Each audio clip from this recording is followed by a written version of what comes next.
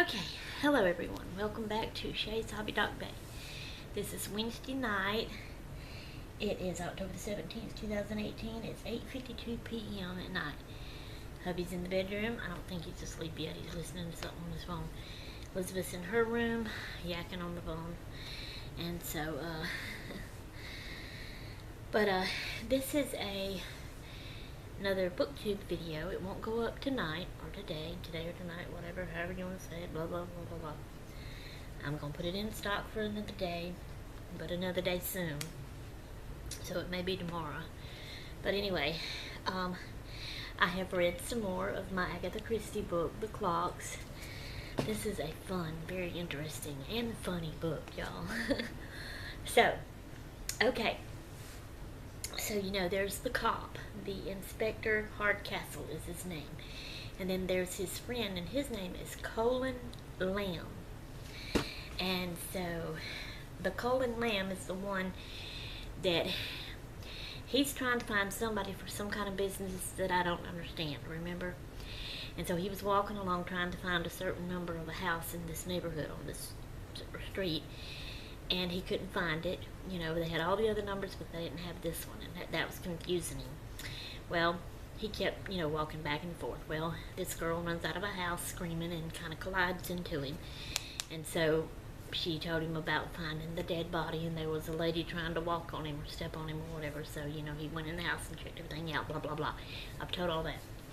Just kind of giving you a little update. Alright, so Inspector Hardcastle and Colin Lamb are friends, have always been friends. And so he let Inspector Hardcastle let Colin Lamb go with him to do all the investigating for this murder, interviewing and asking all the neighbors questions, and the girl that screamed, the blind lady that actually lives in the house where the dead body was found, the girl's boss at her job, and just so forth and so on. All the neighbors on both roads, you know, come to find out on the other road, on the back side, the gardens back up to each other. Well, the corner of one garden that hits the one where the blind lady lives, where the dead body was found, is the house that actually Colin was looking for, you know. So they did all this interviewing and investigating. All the questions they asked everybody did not really give them any good leads to help them solve the mystery, okay? When they got to the house that was the house Colin was looking for, he decided that wasn't the person that he was looking for. And I'm still confused about his business, but it tells more about that later on. Okay, so they're not getting any good leads. So it's the end of the day, and so they're through investigating for the day. Colin has to go back, you know, to continue his business. Inspector, I want to say, every time I say that, I want to say Inspector Gadget. Inspector Gadget, that cartoon. Anyway, Gracie likes that little cartoon. Okay, stay on track, Sherry. Don't let this be a long video. Okay. That's why I'm talking fast, but I'm getting out of breath too. Okay, so Inspector Hardcastle does have one other stop that he wants to go ask somebody questions. And so Colin Lamb leaves, goes about his business. So then it's with Inspector Hardcastle, and he goes to this one other house. And see, when I got to this part and it was saying what it is, he's going somebody somewhere in the book that I have no earthly idea because I don't remember. And this is how I do, y'all. My mind, my brain, I'm worried. It's bad. Because I even reading the whole book, unless I just don't understand it. Because like I said, there's some things I don't understand. But I got to this part where Hardcastle was thinking, you know, okay, she has an aunt. I'm going to go see her and talk to her. And I'm thinking, who has an aunt? Who's he talking about? I'm confused here. Well, it ends up being the girl that had been called to the blind lady's house, found the dead body, ran out screaming and collided in with Colin. She has an aunt that she's staying with. I don't remember it saying anything about her having an aunt, or talking about her parents or kinfolk or anything. But oh well, anyway, it must have did. So he goes And he goes to that house and he talks to her aunt. Now, she's not there right now, she's at work. But he talks to her aunt. He asks her questions about the girl's mom and dad. And, you know, the aunt told the girl and has told everybody that the girl's mom and dad died when she was young. So, of course, she's adopted her and taken care of her. But Hardcastle, when he's there visiting her and asking her questions, it takes a little bit to get it out of her because she's hiding and don't want things to be known. But finally he gets it out of her. The deal is, the girl is this lady's older sister's daughter. But way back when they were young, she got pregnant, not married.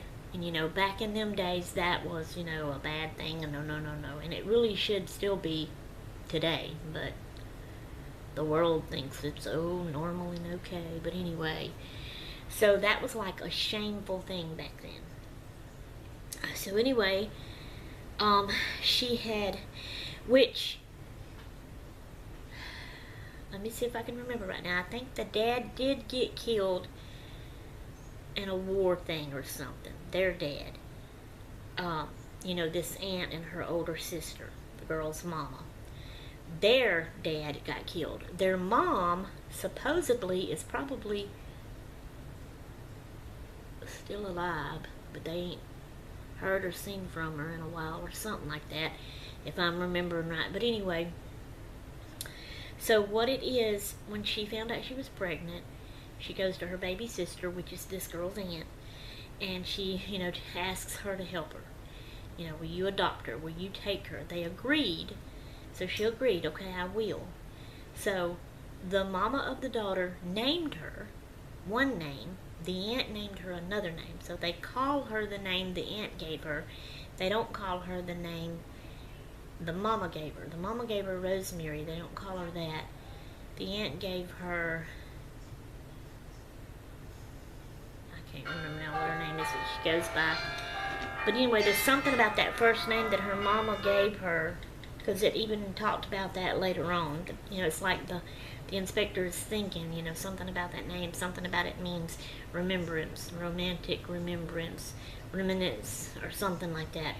Anyway, so the guy that is the dad, supposed to be the dad, he didn't want to have nothing to do with her. He didn't want to marry her. She didn't want a child not being married, so she wanted her sister to take care of it. So her sister adopted the child, but they agreed that the older daughter, the mom of the daughter, the older sister, the mom of the daughter, would go away and, like, never come back, never talk to her sister again, never have nothing whatsoever to do with her, because she thought that was best to stay away from her daughter, you know. And so that's what she's told the inspector. At least that's, you know, what so far that he's got out of her. Whether that's really true or not remains to be seen. But anyway, so that's what they did. But she's told the girl, the aunt's told the girl, that her parents died when she was really, really young. And so anyway, so she don't know anything about her parents and what's really happened, and that her mom is still alive and blah, blah, blah. Okay, so that's beside the point. So that happened.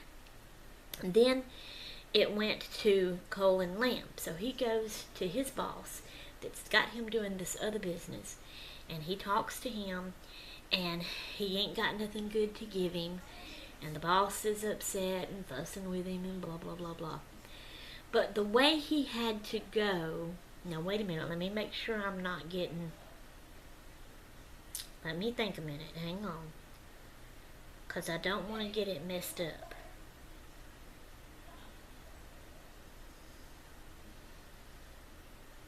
Okay, the boss where he went to talk, I'm thinking, is just like in a normal office or house. But then when he left there, he goes to this old used bookstore. And he goes in, and it describes the bookstore. It's like so full and crowded and cluttered with books that he has to go really careful, and he has to go sideways and sidle through the aisles between books and books, you know, and there's stacks of books sitting on shelves that, you know, the slightest little touch might tumble them all down and all this kind of stuff. And so he's walking in through there trying to go slow and be careful and get through into the store, and and then he sees the storekeeper, which is an old man, and they grin and they talk, and then you know, he asks the man, "Do you have something for me?" And so he tells him that he's not sure, but he got a shipment in, and he ain't had a chance to go through them, that they're in the back in a corner. So he goes back there. Now this is where it really starts getting confusing. I'm thinking he's going to go back to the corner and dig in these book boxes to find whatever kind of book he's wanting. But it describes he's going back there and he's walking. Okay, he actually gets to the corner where there's a stack of boxes and he's having to step over them, and then he sees, because there's other people in the shop, it also mentions him seeing other people. And then he comes up on this young couple. It's, you know, the opposite sex, and they're like embraced, and they're sitting there like swaying back and forth, you know, I guess hugging and kissing and whatever. But anyway, so he said excuse me to them and shoved them out of the way and went on past them. Okay, then he picks up a curtain and there's a door. Then he pulls a key out of his pocket and he unlocks this door and he goes in, and it's he called it a vestibule area. And so then there's another door with a knocker. He knocks, and an old lady behind it opens and lets him in. And they greet, they're friends, they know each other, it's been a long time. He talks to her, then he asks her, how is he doing? And she says that, you know, not good, that he's been getting depressed. And so, you know, she tells him, go on back and see him. So he goes back. Well, he walks into a room. There's a fire in a fireplace, and there's an old man sitting in the chair. There's books stacked up on both sides of him. And in this book, Agatha Christie, The Clocks, this is how much I've gotten read now. Okay, so I'm halfway through. So the whole entire half of the book never had mentioned, and I was beginning to wonder. See that right there? If y'all can read that, a Hercule parrot. Did I say it right, Courtney? Murder mystery. It never mentioned Hercule yet, and I was beginning to wonder, you know. So he walks in, and this guy, and then he looks up. The guy in the chair looks up. He's an old man. He grins, he gets up to come greet him, but Colin tells him, don't get up. And he's Hercule Parrot. So they're good friends. And he's good at solving things just by being told about it, and then he just sits in his chair and thinks about it, and that's kind of like Sherlock Holmes does. And so he knows that the guy is old, invalid, can't get out and do anymore and work and do, and he gets bored and depressed like that lady had said. And so he's got all these books, these mystery books stacked up that he's reading and studying, and he's trying to help solve the mystery as he reads along with it because he's so bored and depressed. Well, he knew that this guy would enjoy this new mystery that he came upon. The dead man, that, you know, the girl running out and clotting into him screaming, the dead body man in the blind lady's house. So he sits down and he tells him all about the mystery. Well, the guy thinks for a little bit, and then he tells him, he said, which Colin says, well, what do you have to say? Do you have a solution? Well, Hercule didn't have a solution, and so Colin's disappointed with him because he thought for sure that he would just right away be able to give him a solution and that mystery would be solved. But he didn't, so he's disappointed in him. But he's telling him, he says, you ain't quite, we're just in the beginnings of the investigation. You ain't quite got everything that you need yet. You need to go back and interview everybody. And he told him, he said, we done did that, and everything they answered us didn't tell us nothing. And so he's explained to him, you'll think there's nothing, but you need to go back and you just need to spend more time with them. Each person, he named them off. He said, I want you to go talk to the blind lady. I want you to go talk to the girl that her first name's Rosemary. I can't remember her last name. I mean, not the last name, but the middle name that she actually uses. My brain is so crazy. Anyway, I want you to talk to her, and I want you to, I think you want her to go back to the lady's boss and to the lady's aunt, and see, he never went to the lady's aunt. It was only Hardcastle that went, but somehow he knew he had an aunt, and so now Hercule knows, and he wants him to go talk to the aunt. And the neighbors that's kind of connecting to the house, and he says you just need to spend more time with them, just talk, not really investigating the mystery, not really asking them questions, just talk to them, just have a conversation, visit. And he said, and there will be words that will come out in their conversation that will be clues to this mystery. And he says that's what you need to do, and that's what I want you to do. So he's sent Hercule off to do that. And so far that's where I have gotten in the book. It is, I've read 14 chapters, so my next chapter to read is 15. And that is page numbers 126 and 127. And I'm going to read the very last 16 minutes, okay, the very last of the 14 chapter I read. So I'm going to go over here. So I think this is Colin talking. I got up and laughed. Well, I said, you're the doctor. Any more words of wisdom for me? What do you feel about this strange business of the clocks? I'm getting out of breath, sorry. Parrot leaned back in his chair again and closed his eyes. The words he spoke were quite unexpected.